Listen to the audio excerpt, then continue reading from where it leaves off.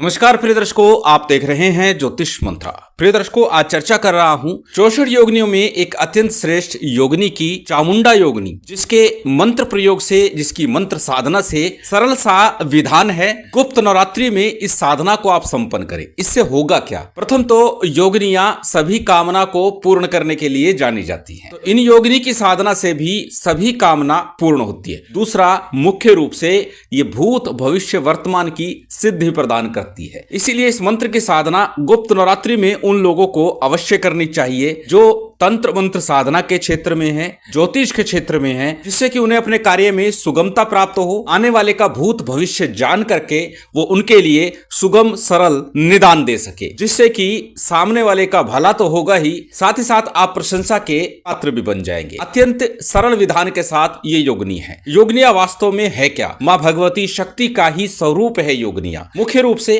8 योगिनियां हैं और प्रत्येक योगिनी 8 स्वरूप में ही विभाजित है। इस प्रकार 8 योगिनियां, प्रत्येक योगिनी 8 स्वरूप में है, तो 8 8 64 योगिनियां इस प्रकार से विभाजित होती हैं। सबके अपने कार्य हैं, सबके अपनी विशेषता है, परंतु मुख्य रूप से सब कामना को, मनोकामना को, कार्य को सिद्ध करने में पूर्ण रूप से सक्षम है। आज जिस योगिनी की चर्चा कर रहा हूं, चामुंडा योगिनी, जिसे चंड योगिनी भी कहा जाता है, वह हर हाल में शीघ्र प्रसन्न होने के साथ साथ आपके प्रत्येक कार्य की सिद्धि करते हुए, आपको भूत भविष्य का ज्ञान कराते हुए आपके सभी मनोकामना और कार्य को पूर्ण करती है। तो चलिए अधिक विलंब न करते हुए जान लेते हैं ऐसे और किस प्रकार इस साधना का विधान करना है, किस समय करना उचित होगा, कब करना उचित होगा, किस सामग्री के साथ करना उचित होगा। यही सब चर्चा आज के इस वीडियो में है। तो हमेशा की तरह सबसे पहले बात करेंगे साधना प्रयोग के लिए प्रयोग की जाने वाली सामग्री की। सभी सामग्री आपकी स्क्रीन पर लिखी हुई है। सामान्य पूजा पाठ की सामग्री के साथ कुछ मुख्य सामग्रियां हैं। इन्हीं सब सामग्री को लेकर के आप इस साधना को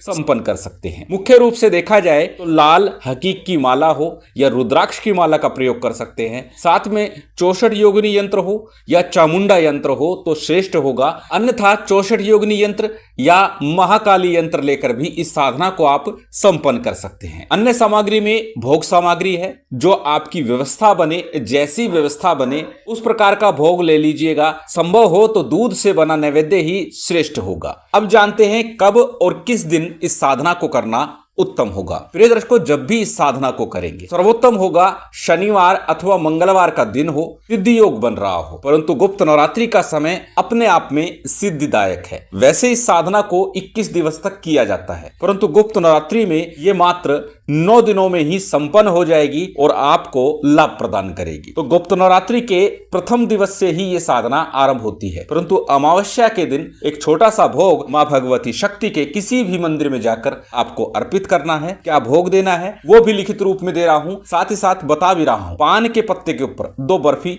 2 लौंग, इलायची, 1 मीठा पान, थोड़े से अक्षत, 1 रुपए अथवा 5 रुपए का एक सिक्का भेंट स्वरूप मां भगवती शक्ति को अर्पित करना है। निवेदन प्रार्थना करनी है साधना में सफलता के लिए, सिद्धि के लिए, कार्यों में सफलता और सिद्धि के लिए। इस भेंट सामग्री को आपको साधना से 1 दिन पूर्व किसी भी देवी मंदिर में अर्पित कर सकते हैं, अथवा रात्रिकालीन साधना है, रात को ही ये साधना आपको संपन्न करनी है। तो जिस दिन साधना करेंगे, साधना से पहले संध्या काल में देवी मंदिर चले जाइएगा, फिर वहां जाकर मां भगवती को नमन करते हुए, निवेदन प्रार्थना करते हुए इस भेंट सामग्री को अर्पित करके आइएगा। जब ये भेंट सामग्री आप अर्पित करके आएंगे, उसके बाद घर में उत्तर अथवा पश्चिम मुख होकर के इस साधना को संपन्न करना है। श्रेष्ठतम है कि आप उत्तर मुख होकर ही इस साधना को संपन्न करें। यदि घर में व्यवस्था उत्तर मुख होकर नहीं बन पाती, तब आप पश्चिम मुख होकर के साधना करेंगे तो भी आपके लिए उत्तम होगा। श्रेष्ठतम होगा उत्तर मुख होकर ही साधना की जाए। बात करते हैं कैसे, किस प्रकार। हमेशा की तरह सबसे पहले घर में जहां भी आपने व्यवस्था की है, चौकी के ऊपर लाल रंग का वस्त्र बिछा लीजिए। उसके ऊपर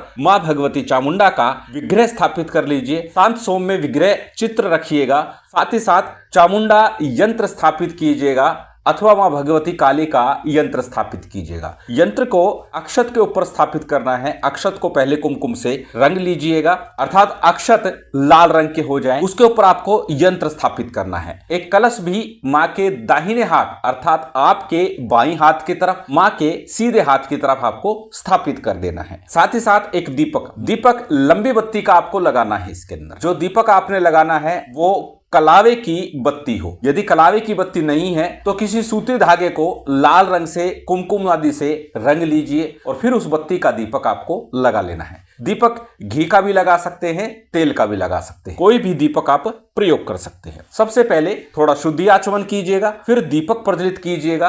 दीपक के नीचे भी आपको थोड़े अक्षत रखने हैं। पूर्व में भी अनेक बार बोल चुका हूं, सीधा दीपक को चौकी पर अथवा पृथ्वी पर नहीं रखा जाता, उसके नीचे अक्षत अथवा पुष्प अवश्य रखने चाहिए। दीप प्रज्वलित करने के बाद में आपको दाहिने हाथ में अक्षत, पुष्प, जल इत्यादि लेकर के संकल्प लेना है। संकल्प में अपना नाम बोलिएगा, गोत्र बोलिएगा, उस दिन का तिथिवार नक्षत्र बोलिएगा और फिर अपनी कामना बोलिएगा। तो मां चामुंडा की विशेष कृपा प्राप्ति के लिए आप ये प्रयोग कर रहे हैं, यही निवेदन प्रार्थना आपको संकल्प में बोलनी है, क्योंकि यदि विशेष कृपा प्राप्त होगी तो सभी कुछ प्राप्त हो जाएगा। संकल्प के उपरांत संकल्प के लिए लिया गया अक्षत, पुष्प, जल किसी थाली प्लेट में अथवा दीपक के सम्मुख छोड़ दीजिएगा। उसके बाद में सबसे पहले गणपति का, गुरु का, कुलदेव, पितृदेव, स्थान देव जो अक्सर मैं बताता हूं, सामान्य सा ध्यान पूजन कर लीजिए। साथ ही साथ शिव शक्ति का ध्यान पूजन कीजिए और भैरव जी का भी ध्यान पूजन कर लीजिएगा। जो भी व्यवस्था सामग्री आपके पास है उतने से पूजन विधान संपन्न कीजिएगा। जब सभी का पूजन आप संपन्न कर ले, उसके बाद गणपति और गुरु मंत्र का भी यथा योग्य, यथा विधि, यथा सामर्थ्य आपको जप करना है। 11 बार, 21 बार अथवा एक माला का, जैसा भी आपसे संभव हो सके गणपति गुरु मंत्र का जप अवश्य कीजिएगा। अनेक बार बोलता हूं, यदि आपने गुरु दीक्षा नहीं ली है, उस परिप्रेक्ष्य में गुरु मंत्र के रूप में भगवान शिव अथवा गुरु गोरखनाथ जी के मंत्रों का जप कीजिए। भगवान शिव के ओम नमः शिवाय अथवा गुरु गोरखनाथ जी के ओम गुरु गोरक्षनाथाय नमः, इस मंत्र का जप कर सकते हैं। और जब गुरु दीक्षा नहीं ली, उस परिप्रेक्ष्य में जो मंत्र जप रहे हैं उसका एक माला का ही जप करें तो उत्तम होगा। खासकर जब हम देव कृपा प्राप्त करना चाहते हैं, उनकी सिद्धि करना चाहते हैं, उस समय आपको एक माला ही गुरु मंत्र के रूप में जप करना है। जब आप गणपति और गुरु मंत्र का जप पूर्ण करेंगे, उसके बाद में आज का जो मूल मंत्र है इसका आपको जप करना है। अब जप कितना करना है? 11 माला नित्य प्रति प्रतिपदा से नवमी तक। अन्य दिनों में करते हैं तो भी आपको 11 माला नित्य प्रति करते हुए 21 दिवस तक इस साधना को संपन्न करना है। अब आप पर निर्भर है, गुप्त नवरात्रि में करेंगे या अन्य किसी दिन करेंगे। अन्य किसी दिन करेंगे तो मंगल अथवा शनिवार के दिन से ही साधना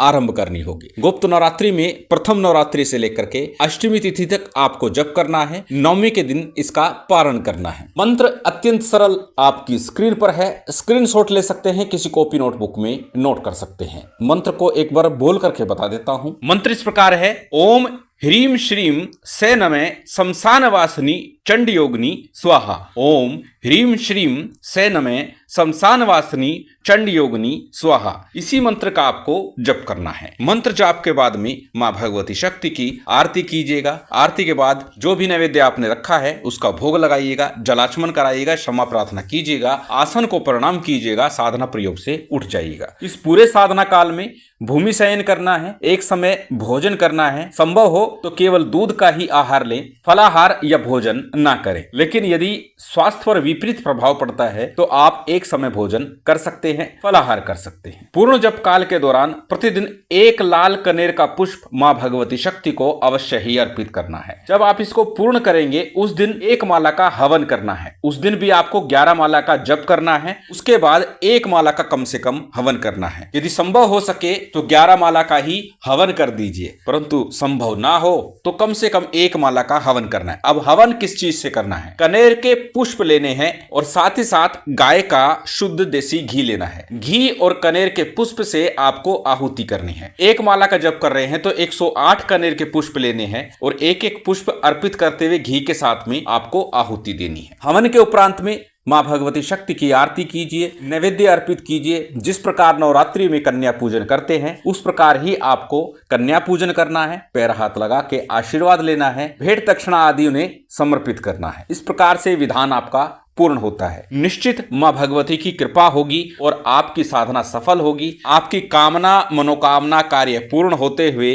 भूत भविष्य का ज्ञान भी प्राप्त होने लगेगा। अत्यंत सरल, अत्यंत प्रभावी, शीघ्र प्रसन्न होने वाली ये देवी है, ये साधना है, निश्चित आपको कार्य में सफलता दिलाती है। शिव शक्ति की विशेष कृपा आप सभी को प्राप्त हो, यही कामना है। उम्मीद करता हूं आज की ये जानकारी, ये वीडियो आपको अच्छी लगी होगी। यदि अच्छी लगी हो तो कृपया लाइक कीजिएगा, शेयर कीजिएगा। यदि चैनल पर नए हैं तो सब्सक्राइब कर बेल आइकन बटन दबा दीजिएगा। जय माता दी, जय श्री राम।